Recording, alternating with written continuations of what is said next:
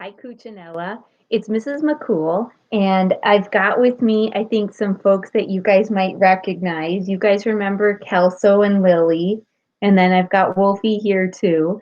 I thought that they might get a little bit lonely if they were to stay in my office while we're doing this time of remote learning. So I'd like to share with you guys a story, and it's a story that my girls loved when they were little. It's a book called Boxes for Katya, and it is a book that I think is just really about being generous and helping one another. It's a story that takes place in Holland, which is a country in Europe, and it takes place right after World War II. So in Holland, um, the Nazi Germany forces, they had invaded and they had taken over the country. And so after the war, it wasn't, there was a lot of work to do and it wasn't such an easy place to live. And so this is a story of how a young American girl forms a friendship with this girl in Holland and helps her out during this time after World War II. So, Boxes for Katya by Candace Fleming.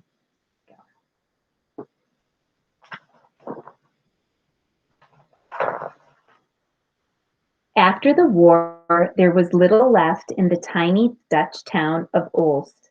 The townspeople lived on cabbages and sweet potatoes. They patched and repatched their worn, thin clothing, and they went without soap or milk, sugar, or new shoes. So here is a picture of the town of Olst.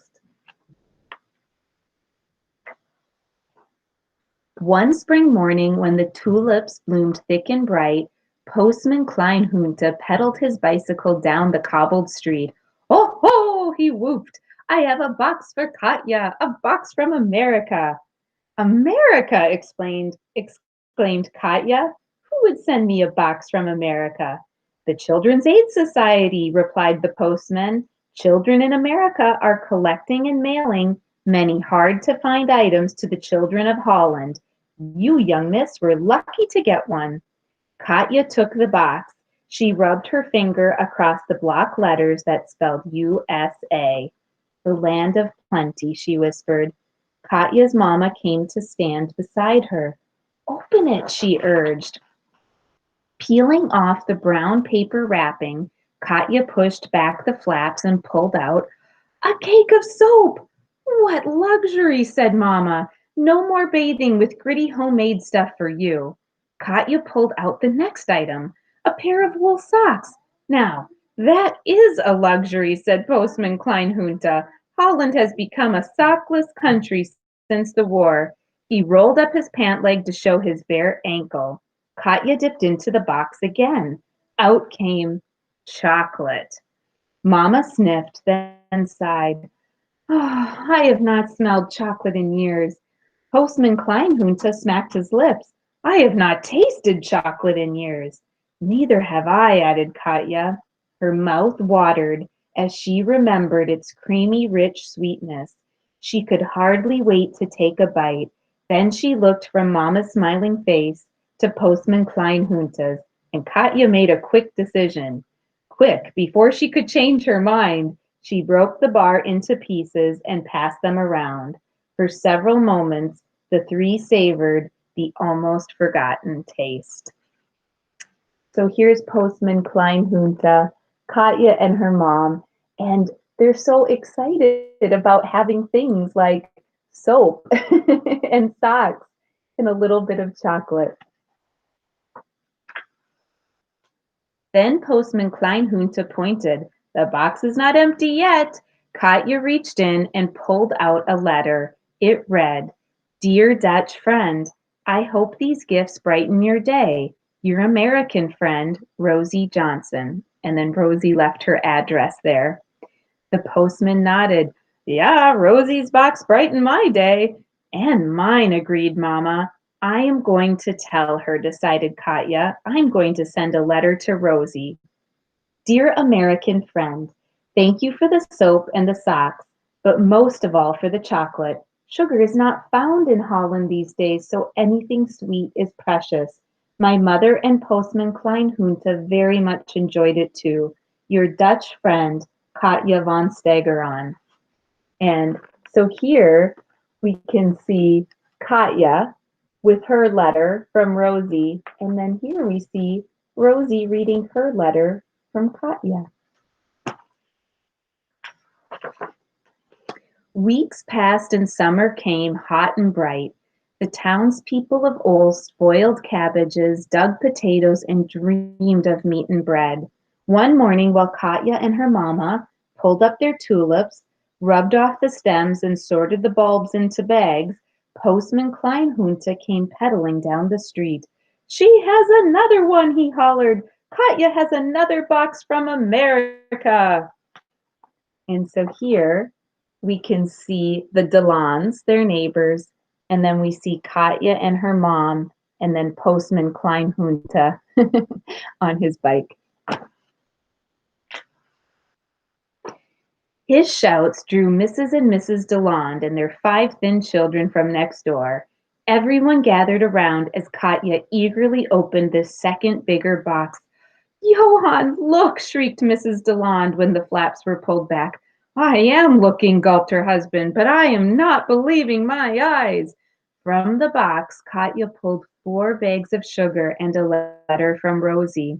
Dear Katja, no sugar? Yikes, that's so awful. Mother and I are sending you some. We included some for your postman, too.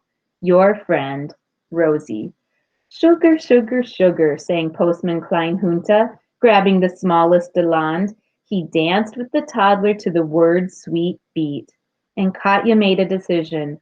There's plenty to share, she said. Oh, sobbed Mrs. Deland, dabbing away tears with the corner of her apron. You are too kind. Danku, Katja, thank you. Then, as Postman Kleinhunte sang, the children danced, and Mrs. Deland sniffled.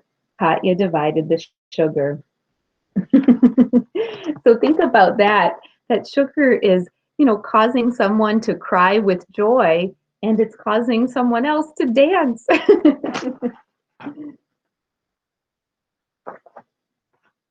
Later, Katja wrote to Rosie. Dear friend Rosie, so many sweets. How can I ever thank you? I shared the sugar with our neighbors, Mr. and Mrs. Deland. They have 5 children who are skin and bone with so little food in Holland, it is hard to keep anyone fed. Your gift has surely helped us. Your friend Katja. Weeks passed and autumn came rainy and gray. The townspeople of Olst picked the last of their cabbages and potatoes. They lined their old coats with newspaper to keep out the cold air, and they worried about the coming winter. How will we survive without good food or warm clothing? They asked each other. How will we live? And here we can see that Rosie and her friends are reading the letter from Katja. And then here we see the town of Olst in the fall as it's starting to get colder. Katja and her mama worried too, but as always, they planted their tulip bulbs in the hardening ground and looked forward to the day the tulips would bloom. And you guys know that tulips are a type of flower, and Holland is famous for tulips. They were brushing dirt from their knees from when Postman Kleinhunte came stumbling down the street. It is a big one, he shouted. So big, I could not bring it on my bicycle. Yeah, yeah, a big heavy box from America. His excited shouts drew Dr. Boss from his office and the widow Jans from her yard. They drew Miss Oosterveld and Schoolmaster Deluve and all 7 of the Delands. And so here, the excitement of our postman is drawing the attention of a lot of the townspeople. Everyone crowded around as Katja dug into this 3rd bigger box from America. Wunderbar, shouted Dr. Boss as he looked in the box. Such generosity! There were cans of meat, boxes of powdered milk, bags of sugar, and a letter from Rosie. Dear Katja, Jeepers, you'll never guess. Mother told her friends about your last letter, and they told their friends, and our doorbell just kept ringing. Send this to Katya, people kept saying. So we did. Hope this puts some fat on those DeLon kids. Love, Rosie. Oh, it will, cried Mrs. DeLond. And Katya made another decision. There is plenty to share, she said. Bless you, cried Miss Westerfeld. Amid kisses and hugs and heartfelt thank yous, Katya divided the food. All right. All right. So the people in America gathering food and the very happy people in Holland opening this box. And later, Katya wrote to Rosie, Dear Rosie, your box caused much excitement in Ulst. Almost everyone came to see what you and your kind townspeople had sent, and everyone left with a share of your gifts. For a small time, it was like a party here.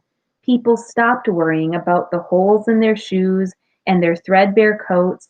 They did not think of the long, cold winter ahead. You see, your friendship has not only filled our stomachs, it has lifted our spirits as well. Love, Katya. Weeks passed and winter roared in, snow deep and bitter cold, the worst winter anyone could remember. The townspeople of Ulst layered whatever clothing they had. They huddled close to their small fires, ate sparingly from their almost empty cupboards, shivered and prayed. So we see again Rosie getting a letter from Katya, and then we see Katya and her mom all bundled up inside their home.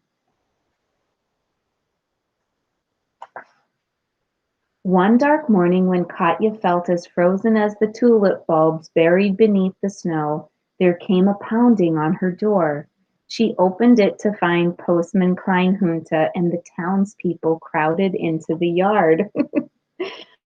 What a delivery I have for you, whooped the postman. He pulled a sled, stacked high with boxes, straight into the house.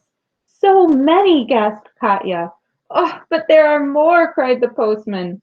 Squeezing his way through the crowd, he returned with another box-stacked sled, and still another. All right.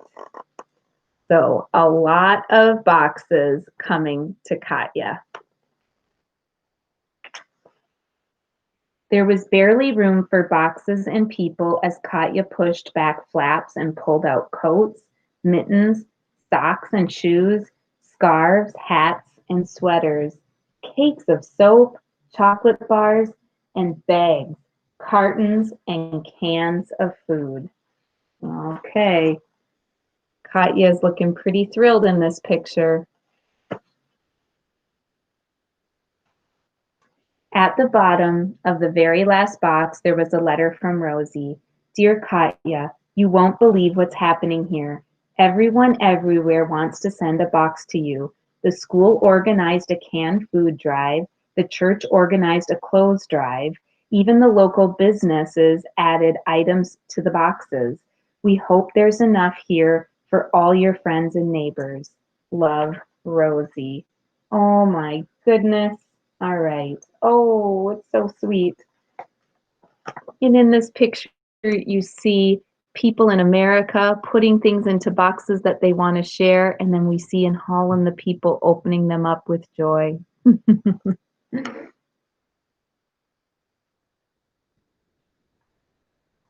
For several seconds, the townspeople of Ulst stood in speechless wonder.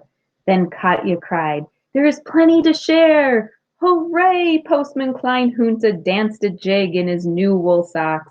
Mrs. DeLand wept while buttoning 5 warm coats, and Dr. Boz put down his cans to give the widow Jans a quick, joy-filled kiss. Mama wrapped her arms around Katya. You have brought us a miracle, she said. No, replied Katya. Rosie did. All winter long, the boxes kept coming. All winter long, the townspeople stayed warm and well fed. And all winter long, Katya wrote letters to her American friend, Rosie. Slowly the snow melted and the wind lost its bite. Each day, more and more tulips poked their green tips through the soil, blooming into a sea of pink, yellow, purple, and red. One warm morning, Katya said, "It would be nice to send a box to Rosie." "Yeah," said Mamma, "but what would you send?" Katya smiled as she told her. "It is a good idea," said Mamma. "Oh, oh, I like it," agreed Postman Kleinhunter. "We must do it," said the Delans. "Together," added Dr. Boss. So you guys, what do you think the people in this Dutch village are going to send to Rosie in America? This might give you a clue. Seeing what is around Rosie, or I mean, what is around Katya here.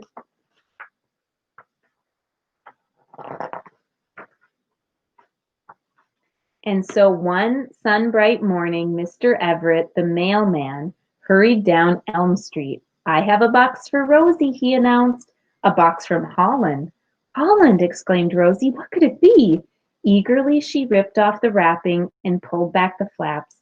"So many," gasped her mother. Then Rosie read the letter. "Dear Rosie, we hope these tulip bulbs from Olst will brighten Mayfield's days. Plant them in the fall and wait for a surprise in the spring.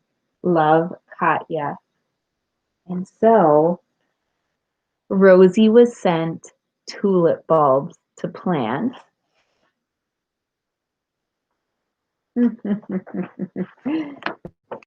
And a little hard to see, but we can see all these flowers coming up around the house and the church and the school and the park that were sent from Katya. And you guys, this story is based on a true story. So kind of fun, right? All right, you guys, I'm going to say good night, sleep tight, and I look forward to seeing you again. You guys want to say bye too? Okay. All right. Good night, everyone.